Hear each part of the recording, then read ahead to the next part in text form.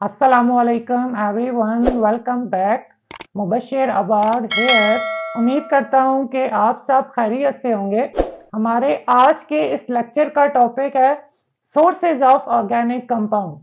दुनिया में लाखों की तादाद में ऑर्गेनिक कंपाउंड्स पाए जाते हैं। अब क्वेश्चन ये है कि ऑर्गेनिक कंपाउंड्स हमें मिलते कहाँ से हैं, उनके सोर्सेज क्या है। अगर हम ऑर्गेनिक कंपाउंड के सोर्सेज की बात करें तो जो हमारे पास ऑर्गेनिक कंपाउंड्स के 3 नेचुरल सोर्सेज हैं, उनमें सबसे पहले हमारे पास आता है कोल। सेकंड वन है हमारे पास नेचुरल गैस।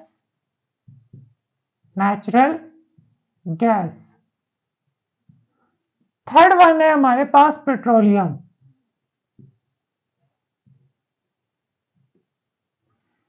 जो कोल है वो हमारे पास यूजली सॉलिड फॉर्म में प्रेजेंट होता है, सॉलिड फॉर्म। नेचुरल गैस की फॉर्म में प्रेजेंट होती है। जो पेट्रोलियम है वो लिक्विड फॉर्म में प्रेजेंट होता है। सबसे पहले हम बात करते हैं कोल की। कोल कहते हैं कोयले को, कोयला। अगर हम कोल की डेफिनेशन की बात करें कि कोल क्या है, तो इसकी definition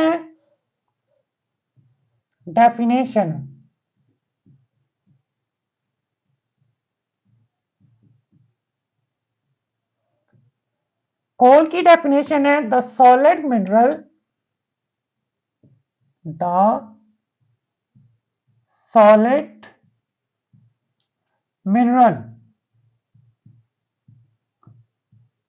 the solid mineral usually present in black color। कि वो मिनरल जो ज्यादातर सॉलिड फॉर्म में होता है और उसका कलर ब्लैक होता है, उसे हम कहते हैं, ये हमारे पास कोल है। अब कोल कैसे बना, इसकी हिस्ट्री क्या है, तो इसमें हम आगे जो हमारे पास सेकंड पॉइंट आता है कोल की फॉर्मेशन, कि कोल कैसे बनता है।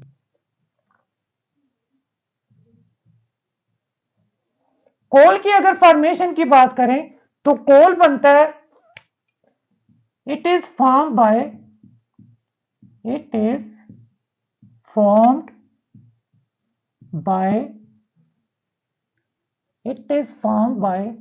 decay of dead plants and trees।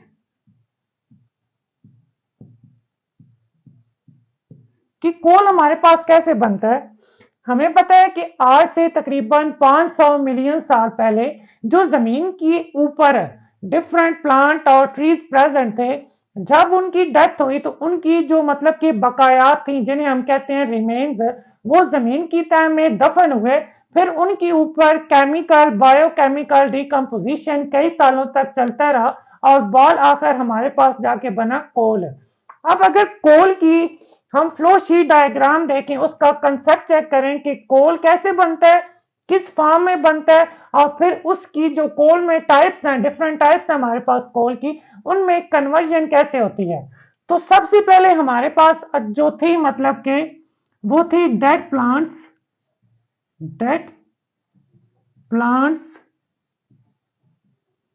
And trees.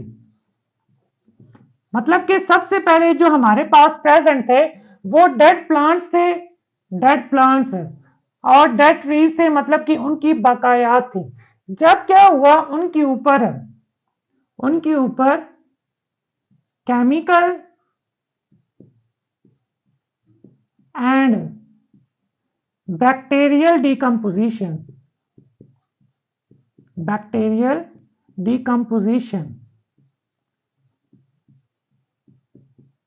Dead plants और ट्रीज की जो बॉडीज थी, उनकी जो रिमेन्स बकायात थी, उनके ऊपर कई सालों तक केमिकल और बैक्टीरियल डिकम्पोजिशन हुई। तो डेड प्लांट्स की जो बॉडी थी सबसे पहले कन्वर्ट हुई पीट में।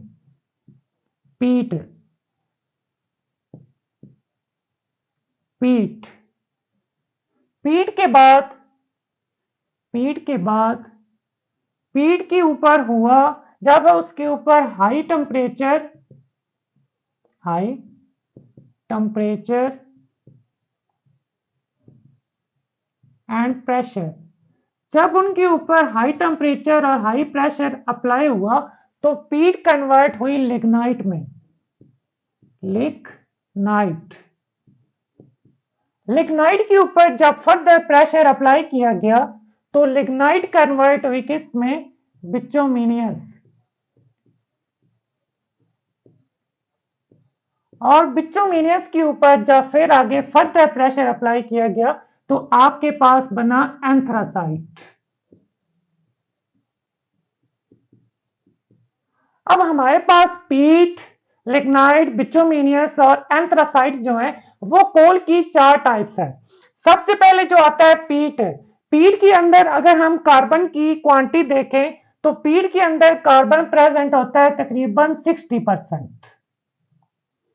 इसी तरह जो हमारे पास लिग्नाइट है उसमें जो कार्बन की परसेंटेज होती है वो होती है 70% तकरीबन। और जो हमारे पास बिटुमिनस है इसमें कार्बन की कंसंट्रेशन प्रेजेंट होती है 80% और एंथ्रासाइट में कार्बन की जो परसेंटेज प्रेजेंट होती है वो होती है 90%। लिग्नाइट के ऊपर हमने प्रेशर अप्लाई किया तो वो कन्वर्ट हुआ बिटुमिनस में। बिटुमिनस के ऊपर जब फिर आगे फर्दर प्रेशर अप्लाई किया तो आपके पास जाके बना एंथ्रासाइट है। अब कोल की जो 4 मेन टाइप्स हैं वो पीट है, लिग्नाइट है, बिटुमिनस है और एंथ्रासाइट है। अगर कार्बन की कंसंट्रेशन की बात करें तो पीट के अंदर कार्बन 60% प्रेजेंट होता है, उसके बाद लिग्नाइट में 70% प्रेजेंट होता है, बिटुमिनस में 80% प्रेजेंट होता है और एंथ्रासाइट में तकरीबन 90% प्रेजेंट होता है। एंथ्रासाइट को तकरीबन कोयले की सबसे आला किस्म और हार्ड फॉर्म में, जो सबसे हार्ड फॉर्म है कोयले की, वो हमारे पास एंथ्रासाइट है। एंथ्रासाइट के पास जो हमारे पास बिटुमिनस है वो सॉफ्ट फॉर्म में प्रेजेंट होता है। इस तरह मतलब कि डेड प्लांट्स जो जमीन के ऊपर एग्जिस्ट करते थे 500 मिलियन साल पहले, मतलब कि जब उनकी डेड बॉडीज जमीन की जो अर्थ है, जमीन की जो अर्थ क्रस्ट है उसके तय के अंदर दफन हुए, उनके ऊपर कई सालों तक केमिकल और बैक्टीरियल डिकम्पोजिशन रिएक्शंस हुए तो बाल आकर आपके पास डेड प्लांट से जो पहली चीज बनी वो कोल की पहली टाइप थी, वो पीट थी, जो कि यूजली ब्राउन कलर की थी। पीट के ऊपर जब आगे फर्दर हाई टेम्परेचर और हाई प्रेशर अप्लाई किया गया तो पीट जाके कन्वर्ट होगी लिग्नाइट में। लिग्नाइट को जब फर्दर प्रेशर दिया गया तो लिग्नाइट कन्वर्ट हुई बिटुमिनस में और बिटुमिनस के ऊपर जब फर्दर प्रेशर अप्लाई किया गया तो आपके पास जाके बना एंथ्रासाइट। इस तरह कोयले की जो 4 टाइप्स हैं वो हमारे पास प्रोड्यूस है। इनको हम डिफरेंशिएट करते हैं on the basis of their carbon की कंसंट्रेशन कि इनमें कार्बन तकरीबन कितने परसेंट प्रेजेंट होता है। तो इस तरह हमारे पास जो लास्ट में एंथ्रासाइट की हार्ड फॉर्म है वो कोयले की ऑब्टेन्ड हुई। अब हम बात करते हैं कोल के यूजेस की। यूजेस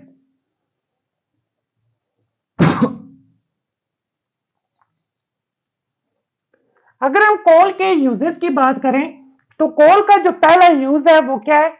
इट इज अ कोल का जो पहला यूज है वो है it is a source of fuel. कि कोल को हम फ्यूल के तौर पे, ईंधन के तौर पे, मतलब कि कंबस्टन, आग जलाने के लिए जगह, ठीक है, इसको फ्यूल के तौर पे क्या करते हैं? यूज करते हैं। इसके अलावा व्हेन कोल इज हीटेड, जब आप क्या करते हो? कोल को हीट करते हो एट तकरीबन टेम्परेचर की जो रेंज होती है वो 500 से 600 डिग्री सी होती है in the absence of air. In the absence of air, तो इससे आपके पास बनते हैं अगर कोल के जो आगे फ्रैक्शंस हैं, कोल गैस, कोल तार और कोक। जब आप क्या करते हो? कोल को हाई टेम्परेचर, मतलब कि टेम्परेचर की जो रेंज होती है वो 500 से 600 डिग्री सी होती है और ये आप रिएक्शन करते हो in the absence of air, तो आपके पास आगे कोल की फ्रैक्शंस बनती हैं, कोल गैस, कोल तार और कोक। ये 3 ऑर्गेनिक कंपाउंड है। अब इस पूरे प्रोसेस से जिससे आप कोल को कन्वर्ट कर सकते हो कोल गैस में, कोल तार में और कोक में, इस प्रोसेस को कहते हो आप डिस्ट्रक्टिव डिस्टिलेशन। डिस्ट्रक्टिव, इस प्रोसेस को आप कहते हो, इस प्रोसेस को हम कहते हैं डिस्ट्रक्टिव डिस्टिलेशन।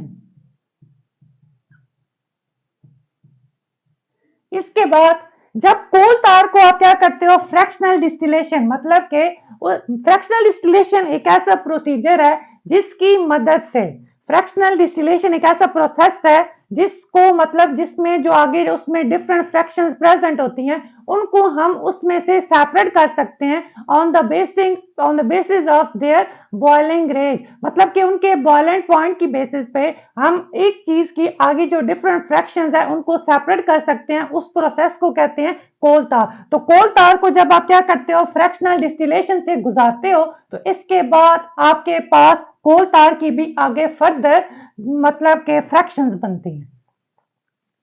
अब हम दूसरा जो मेन सोर्स है ऑर्गेनिक कंपाउंड का, नेचुरल गैस है। नेचुरल गैस की अगर डेफिनेशन की बात करें, सबसे पहले आती है definition.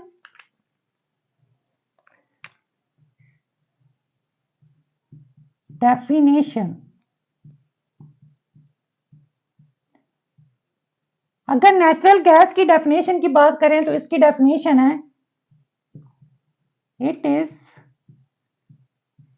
a mixture of low boiling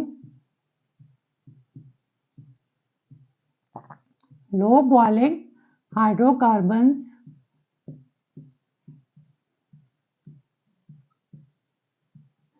के नेचुरल गैस को हम क्या कहते हैं, नेचुरल गैस की डेफिनेशन की बात करें कि वो हाइड्रोकार्बन जिनका जो बॉइलिंग पॉइंट होता है वो बहुत लो होता है, जब आप उनका मिक्सचर बनाते हो तो उससे आपके पास जो मतलब के मिनरल बनता है उसको आप कहते हो नेचुरल गैस है।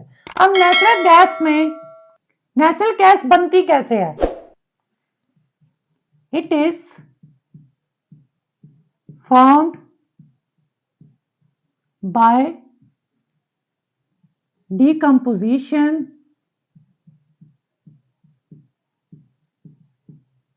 ऑफ ऑर्गेनिक मैटर, कि जब आप क्या करते हैं ऑर्गेनिक मैटर की डिकम्पोजिशन करते हैं तो उसमें से आपके पास जाके बनती है नेचुरल गैस। नेचुरल गैस का जो मेजर पोर्शन है, मेजर पोर्शन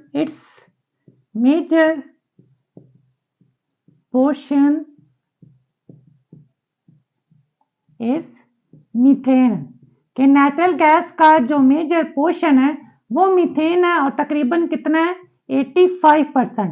85% जो नेचुरल गैस उसके अंदर 85% नेचुरल गैस जो हमारे पास मिनरल है उसके अंदर तकरीबन 85% जो क्या है वो मीथेन है। मीथेन क्या है, एक अल्केन है।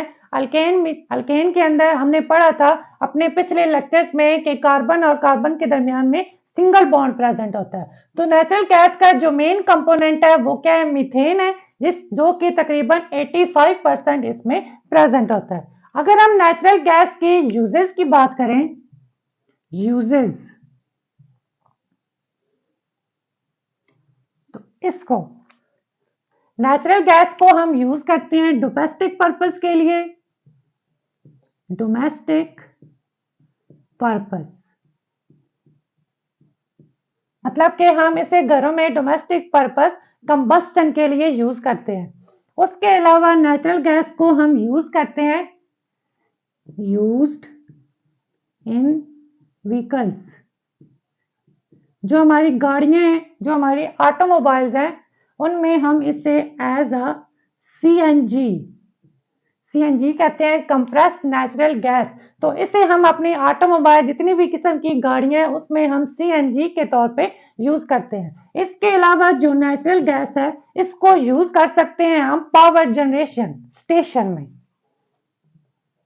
It is used in power generation stations. कि वो स्टेशन जहाँ पे आप क्या करते हैं, बिजली पैदा करते हैं, उसके अंदर भी हम इसको यूटिलाइज करके इलेक्ट्रिसिटी प्रोड्यूस कर सकते हैं। जो आपकी बड़ी बड़ी इंडस्ट्रीज हैं जैसे कि फर्टिलाइजर है, उसके बाद सीमेंट है, या जो जनरल इंडस्ट्रीज हैं वो फ्यूल के तौर पे नेचुरल गैस को यूज करती हैं। उसके बाद जो हमारे पास ऑर्गेनिक कंपाउंड का तीसरा मेन सोर्स है वो है पेट्रोलियम, जो कि नेचुरल फॉर्म में प्रेजेंट होता है। सबसे पहले हम पेट्रोलियम की डेफिनेशन देखते हैं। डेफिनेशन, अगर हम इसकी डेफिनेशन देखें, the refined form of crude oil, कि क्रूड ऑयल वो ऑयल होता है जिसके अंदर इम्प्योरिटीज प्रेजेंट होती हैं, जिसको आप यूजुअली फर्स्ट फॉर्म में जमीन में से निकालते हो। कि क्रूड ऑयल को जब आप क्या करते हो, रिफाइन करते हो, तो उसमें से जो आपके पास फाइनल प्रोडक्ट बनती है उसे आप कहते हो पेट्रोलियम। अब पेट्रोलियम कैसे बना, इसकी फॉर्मेशन की बात करते हैं। फॉर्मेशन, अगर हम इसकी फॉर्मेशन देखें तो it is form by, it is formed by chemical and biochemical decomposition reactions of organic matter but it in sedimentary rocks।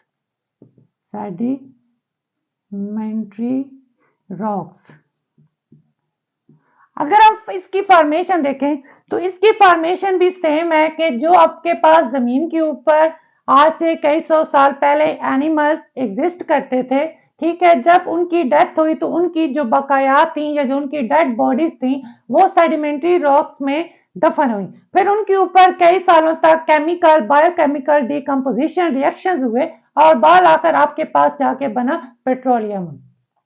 जब आप क्या करते हैं, पेट्रोलियम को सबसे पहले जमीन में से फर्स्ट जिस फॉर्म में एक्सट्रैक्ट करते हैं, मतलब कि जिस फॉर्म में आप पेट्रोलियम को जमीन में से निकालते हैं उसे आप कहते हो crude oil.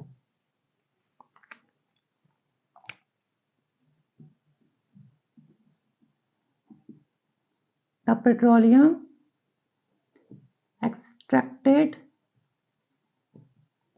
extracted from earth usually in blackish liquid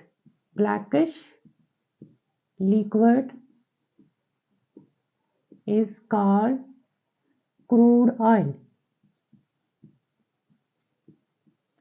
कि जब आप क्या करते हो, पेट्रोलियम को फर्स्ट टाइम जमीन में से निकालते हो तो वो तकरीबन ब्लैकिश कलर में प्रेजेंट होता है, जिसको आप कहते हो क्रूड ऑयल। अब क्रूड ऑयल की आप क्या करते हो, फ्रैक्शनल डिस्टिलेशन करते हो। क्रूड ऑयल की हम करते हैं आगे फ्रैक्शनल डिस्टिलेशन।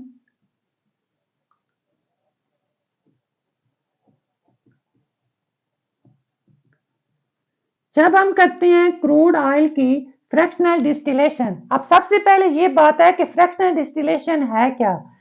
जब आप किसी लिक्विड के कंपोनेंट्स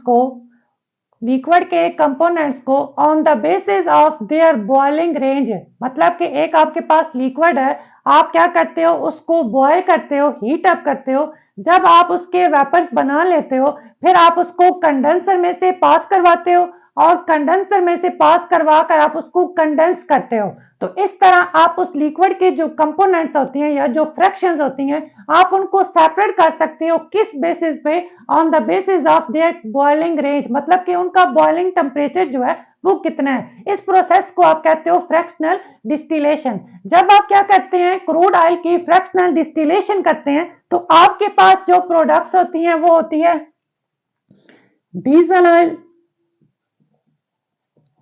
इसके बाद आपके पास होती है गैसोलीन, उसके बाद आपके पास होता है फ्यूल ऑयल, केरोसिन ऑयल, कि जब आप क्या करते हो क्रूड ऑयल की आगे फ्रैक्शनल डिस्टिलेशन करते हो तो आप क्रूड ऑयल को तोड़ देते हो उसके कंपोनेंट्स में। जब आप फ्रैक्शनल डिस्टिलेशन कर चुकते हो तो आपके पास पेट्रोलियम की जो मेन फ्रैक्शंस हैं जो कि अब दुनिया में यूज होती हैं, डीजल ऑयल, उसके बाद गैसोलीन, केरोसिन ऑयल, बहुत सी और फ्रैक्शंस हैं जिनको हम क्या करते हैं यूजफुल पर्पस के लिए यूज करते हैं। ये सारे के सारे क्या हैं ऑर्गेनिक कंपाउंड है। तो ये हमारे पास तीन जो मेन नेचुरल सोर्सेज थे, कोल, नेचुरल गैस और पेट्रोलियम। उम्मीद है कि इस लेक्चर से इन सोर्सेज का जो कंसेप्ट है वो आपका क्लियर होगा। अल्लाह हाफिज।